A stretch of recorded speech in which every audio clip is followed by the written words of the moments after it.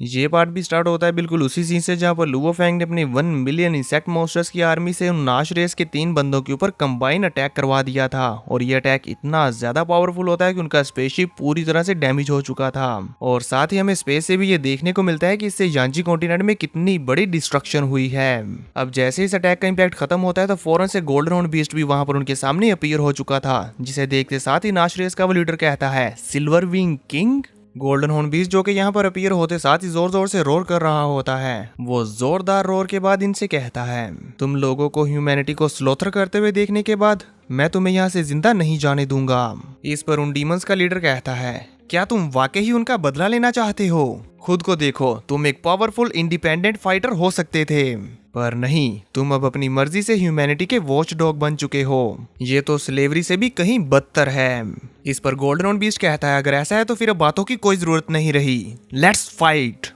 ये कहते साथ ही वो रोर करते हुए तेजी के साथ अपनी क्योटिक विंग्स के साथ इनके ऊपर हमला करना शुरू कर देता है, जिससे बचने के लिए ये तीनों डीमंस अलग अलग डायरेक्शन में भागने लगते हैं। पर जब गोल्डन हॉर्न बीस्ट इनका पीछा नहीं छोड़ता तो ये लोग खुद अपने वेपन्स को निकालकर फाइट करना शुरू कर देते हैं। पर फिर भी उनका अटैक गोल्डन हॉर्न बीस्ट के सामने किसी काम नहीं आ रहा था। और तभी हम देखते हैं कि मौके का फायदा उठाते हुए गोल्डन हॉर्न बीस्ट इनमें से 2 डीमंस को अपने दांतों के नीचे पीसने वाला था कि तभी इनका लीडर जल्दी से अपने टाइम लो की पावर्स का इस्तेमाल करते हुए गोल्डन हॉर्न बीस्ट को स्लो डाउन करके अपने दोनों साथियों को बचा लेता है, जिसका एहसास गोल्डन हॉर्न बीस्ट को भी हो गया था कि यहाँ पर क्या हो रहा है। और साथ ही साथ इस लीडर के वो दोनों साथी भी समझ जाते हैं कि अचानक से इसके अटैक की स्पीड कम कैसे हो गई थी। अभी वो खुद को संभाल ही रहे होते हैं कि तभी गोल्डन हॉर्न बीस्ट बड़ी तेजी के साथ घूमते हुए इनके पीछे से अपीयर होते हुए अपने क्योटिक विंग्स के साथ इनके ऊपर हमला कर देता है। और एक बार फिर टीम लीडर जल्दी से अपने दोनों साथियों को बचाने के लिए अपनी डोमेन पावर्स का इस्तेमाल करते हुए फैंग के क्योटिक विंग्स के साथ ही भिड़ जाता है। पर अफसोस वो इसमें कामयाब नहीं हो पाता और ये तीनों ही क्योटिक विंग से बुरी हिट खाकर जमीन पर पटक दिए जाते हैं। अभी ये तीनों खुद को इस जबरदस्त हिट से संभाल ही रहे होते हैं कि तभी एक बार फिर से गोल्डन हॉर्न बीस्ट तेजी के साथ इनकी तरफ आते हुए अपने क्योटिक विंग से फिर से हमला करने के लिए तैयार हो चुका था।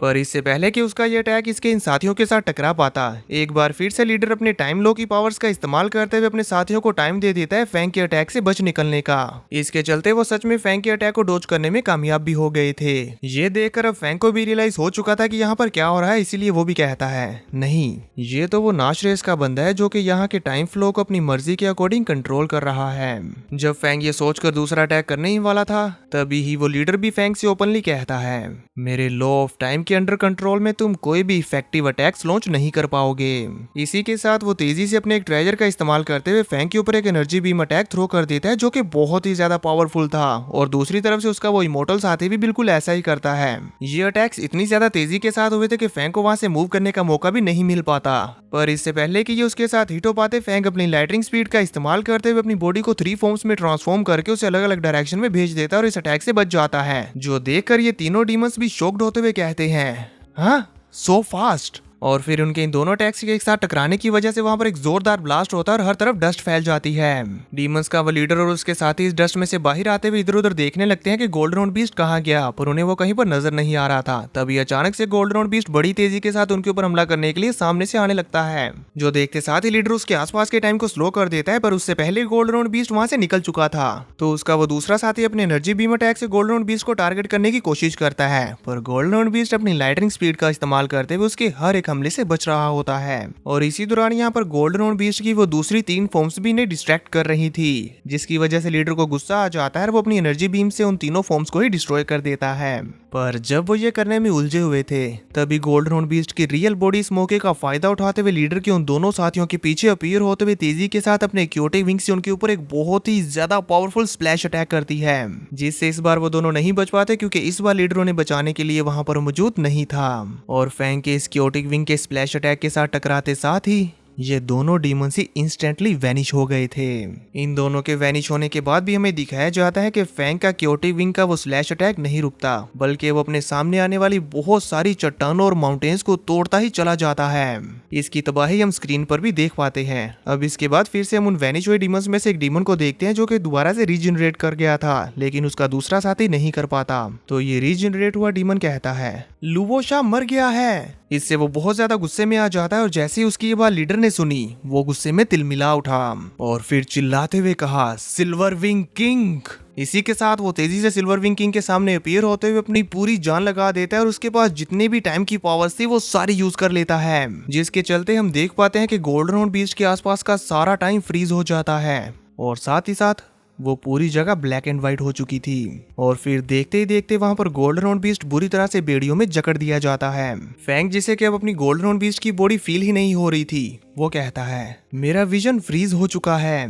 ये तभी हमें फैंग के माइंड में दिखाया जाता है कि वो एक गहराई में गिरता ही जा रहा है और फिर एक जगह पर नीचे फॉर्मेशन पर आकर वो रुक जाता है और वहां भी हर तरफ ब्लैकआउट छा गया था। इससे फैंग को मालूम हो जाता है और वो कहता है ये तो टाइम पोज है। यहाँ बाहर इन डीमंस का team leader golden horn beast को पूरी तरह से अपनी टाइम फ्रीज फॉर्मेशन में जकड़ा हुआ देखकर तेजी के साथ वहां से भागने लगता है और साथ ही उसने अपने उस बचे हुए साथी को फौरन से अपने इनर वर्ल्ड में ले लिया था। ये अपनी फुल स्पीड में जितना ज्यादा हो सके गोल्डन हॉर्न बीस्ट से उतना ज्यादा दूर जाने लगता है। जबकि तभी हम यहाँ पर लुओ फैंग को देखते हैं जो कि अपने माइंड में यहाँ ट्रैप हुए सोचता है मैंने टाइम ऑफ लो को मास्टर नहीं किया है, इसीलिए यहाँ से ब्रेक थ्रू करने के लिए मैं सिर्फ अपनी ब्रूट फोर्स पर रिलाई कर सकता हूँ। ये सोचते साथ ही फैंग अपने इनर वर्ल्ड से ही जितना ज्यादा हो सके अपना पावर प्रेशर रिलीज करने लगता है। इसके रिजल्ट में हम देख पाते हैं कि इस टाइम फ्रीज फॉर्मेशन में क्रैक्स आने लगे थे और कुछ ही मिली सेकेंड्स में ये पूरी तरह से डिस्ट्रॉय हो जाती है, जिसके चलते गोल्डन हॉर्न बीस्ट की कॉन्शियसनेस तेजी के साथ इस टाइम फ्रीज की खाई से निकलते हुए अपनी बॉडी में वापस जाने लगती है और यहाँ रियल टाइम में लौटते साथ ही गोल्डन हॉर्न बीस्ट एक जोरदार रोर करता है अपने आसपास देखते हुए। पहले तो अपने विंग्स को इन टाइम फ्रीज की बेड़ियों से आजाद करवाता है और फिर इन्हीं से ही एक जबरदस्त शॉकवेव बनाते हुए आसपास की सारी जगह को डिस्ट्रॉय करते हुए तेजी के साथ डीमंस के उन टीम लीडर का पीछा करने लगता है। साथ ही यहाँ पर फैंग बोल भी रहा था बचने की कोशिश कर रहे हो, क्या तुम सच में अभी भी ऐसा सोचते हो कि तुम मुझसे बचकर यहाँ से निकल पाओगे? मैं इंस्टेंटली तुम्हारे पास मौजूद उस ट्रेजर की एग्जैक्ट लोकेशन का पता लगा सकता हूँ। ये कहते साथ ही फैंग अपनी ब्रेन फील्ड का इस्तेमाल करते हुए ऐसा करना शुरू भी कर चुका था, जिससे फैंग को उसकी लोकेशन मिल जाती है तो वो उसकी तरफ बढ़ते साथ साथ अपने मन में कहता है मैं इसके ऊपर अटैक कर तो दूं, लेकिन वो टाइम पोस्ट टेक्निक का इस्तेमाल करेगा। एक टाइम बीइंग होने की वजह से इसे मारना आसान नहीं होगा। ये कहते हुए फैंग इसे मारने के लिए कोई रास्ता सोचने लगता है। थोड़ी देर सोचने के बाद फैंग को एक तरीका मिल भी जाता है, इसलिए वो कहता है मैं इसे चकमा दूंगा। अब इसके बाद फिर हमें फास्ट फॉरवर्ड करके लगातार कई सारे दिन और रात होते हुए दिखाए जाते हैं और फिर हम देखते हैं डीमंस के उस लीडर को जो यहाँ अभी भी तेजी के साथ फ्लाई करता हुआ जा रहा होता है और साथ ही साथ अपने मन में सोचता है मैं पिछले पूरे 9 दिनों से फ्लाई कर रहा हूँ, जिसमें मैंने कई बार अपनी डायरेक्शन चेंज की और अब मुझे सिल्वर विंग किंग से भी कोई भी डिटेक्शन सिग्नल्स नहीं आ रहे। लगता है कि अब वो मुझे नहीं ढूंढ पाएगा। ये सोचते साथ ही वो एक जगह पर रुक जाता है और अपनी स्टोरी रिंग से अपने स्पेसशिप को बाहर निकालते हुए कहता है लकीली मेरे पास अभी भी एक स्पेसशिप है और अच्छी बात यह है कि इस शिप के अंदर एक क्लास जी प्रोटेक्टिव कैप्सूल है जो कि एक high king stage undying warrior के फुल अटैक का सामना करने के लिए भी सफिशिएंट है। इवन अगर वो सिल्वर विंग किंग मुझे ढूंढ भी लेता है तो भी मैं उससे नहीं डरता। इतना बोलने के बाद वो अपने स्पेसशिप में चला जाता है और फिर नीचे एक लेक में गायब हो जाता है। उसके जाते साथ ही फैंग उस लोकेशन के ऊपर अपने स्पेसशिप में अपीयर होता है और उसे देखते हुए कहता है इतनी ज्यादा देर तक फ्लाई करने के बाद फाइनली तुम रुक ही गए। काफी कॉशियस भी हो, लेकिन तुमने डेफिनेटली ये एक्सपेक्ट नहीं किया होगा कि मैं तुम्हें अभी भी आसानी से ढूंढ सकता हूँ। ये कहते साथ ही फैंग अपने स्पेसशिप से जंप लगा देता है और अपनी ह्यूमन बॉडी को गोल्डन हॉर्न बीस्ट बॉडी के साथ चेंज कर लेता है और उस डीमन लीडर के पीछे जाते साथ साथ कहता है Irina 1 million strong king legion को तैनात करो और हमारे ओपोनेंट को एक और झटका देने के लिए तैयार हो जाओ। जिस पर इरीना कहती है यस मास्टर। इसी के साथ हमें स्क्रीन पर यह नज़ारा देखने को मिलता है जिसमें इरीना की कमांड में 1 million strong king level insect monsters की एनर्जी मर्ज होते हुए एक बहुत ही ज्यादा पावरफुल अनडाइंग लेवल का अटैक सीधा डीमंस के टीम लीडर के ऊपर चल देते हैं और इनके इस अटैक का ब्लो पहले से भी बहुत बहुत बहुत बहुत ही ज्यादा पावरफुल था, जिसका नजारा हमें यांजी कॉन्टिनेंट के बाहर स्पेस से तो देखने को मिलता ही है और इसी के साथ साथ हम वहां उस पानी के अंदर भी देखते हैं कि जहां जहां से भी ये अटैक गुजर रहा था वहां पर हर तरफ space and time cracks portals open हो रहे थे और जैसे ये अटैक जाकर डीमंस के उन स्पेसशिप के साथ टकराता है तो टकराते साथ इसने इंस्टेंटली उस पूरे के पूरे स्पेसशिप को ही डिस्ट्रॉय कर दिया था और इस बार उस स्पेसशिप का सच में कुछ नहीं बचता सिवाय उस क्लास जी के कैप्सूल के। इस तबाही की वजह से यहाँ पर वो दोनों डीमंस भी कैप्सूल के अंदर इधर उधर पटके जा रहे थे और उनकी हालत खराब होती है। पर इतना कम नहीं था कि तभी इनका ये कैप्सूल एक क्रैक पोर्टल के अंदर खींचा चला जाता है। तभी ही यहाँ गोल्डन बीस्ट भी अटैक के हो जाने के बाद तेजी के साथ पानी के अंदर आते हुए इन डीमंस का पीछा करने लगता है। वहीं इधर हम डीमंस के उस कैप्सूल को देखते हैं जो कि यूनिवर्स में कहीं खो चुका था और इस यूनिवर्स के ओरिजिन लोग की पावर इतनी ज्यादा थी कि कैप्सूल की डिफेंस भी उसके सामने नहीं टिक पाती और इसके ऊपर क्रैक्स आने लगे थे और ओरिजिन लोग की पावर इन क्रैक्स के अंदर से होते हुए इन दोनों डीमंस के ऊपर लगने लगती है, जो कि बहुत ही ज्यादा थी। ऐसा इसलिए क्योंकि अभी इस वक्त इनका ये कैप्सूल बहुत ही ज्यादा तेज स्पीड में ट्रेवल कर रहा है। ये दोनों डीमंस अपनी अपनी पावर्स और डिफेंसिव शील्ड्स का इस्तेमाल करते हुए इसका सामना करने की कोशिश करते हैं, पर इस दौरान ये घुटनों पर आ चुके थे और इनकी चीखें निकल रही होती हैं। पर काफी समय तक इसका सामना करने के बावजूद भी टीम लीडर का वो साथी जो कि अभी कमजोर है वो नहीं टिक पाता और इस यूनिवर्स की इस ब्रूटल फोर्स का सामना करते करते खाक बन जाता है। जिसके बाद देखते ही देखते टीम लीडर भी इसका सामना नहीं कर पाता और वो भी राख बन जाता है। इसके बाद फिर हमें दिखाया जाता है कि काफी लंबे समय के बाद जब इनका ये कैप्सूल यूनिवर्स में कहीं जाकर रुक जाता है तो तब जाकर ये टीम लीडर दोबारा से खुद को रीजनरेट करने में कामयाब हो पाता है और फिर कहता है यूनिवर्स की इस ब्रूट फोर्स ने इवन मेरी अनडाइंग गॉड बॉडी का 3% डिस्ट्रॉय कर दिया। अगर मेरे पास इस अटैक की 90% पावर को ब्लॉक करने के लिए क्लास जी कैबिन नहीं होता तो शायद हो सकता है कि अब तक तो मैं फना हो गया होता और मेरा कुछ नहीं बचता। इतने में ही जब वो ये बोल रहा था तभी उसका ये कैबिन स्पेस में मौजूद एक फ्रेगमेंट के साथ टकरा जाता है और ये फ्रेगमेंट इतना ज्यादा पावरफुल था कि उसने इस कैप्सूल के इसके साथ टकराते ही उसे बीच में से 2 हिस्सों में चीर कर रख दिया था। कैबिन में मौजूद होते हुए अपने कैबिन के साथ ये होता हुआ देखकर टीम लीडर की तो रूह तक कांप जाती है और वो थरथराते हुए जल्दी से कैबिन से बाहर आकर अपनी जान बचाता है, जिसके फौरन बाद ही उसने अपने इस कैबिन को अपनी स्टोरी रिंग में रख लिया था और फिर कहता है ये स्पेस फ्रैगमेंट्स तो ट्रूली टेरिफाइंग हैं। वो इतना कहते हैं कि तभी अचानक से उसके सामने एक क्रैक पोर्टल ओपन होता है और उसके अंदर से गोल्डन बीस्ट बाहर आते हुए तेजी के साथ अपने मुंह में उसे दबाने के लिए तैयार था। ये देखकर इस टीम लीडर की एक बार दोबारा से रूह कांप जाती है और वो तेजी के साथ वहां से भागते हुए कहता है क्या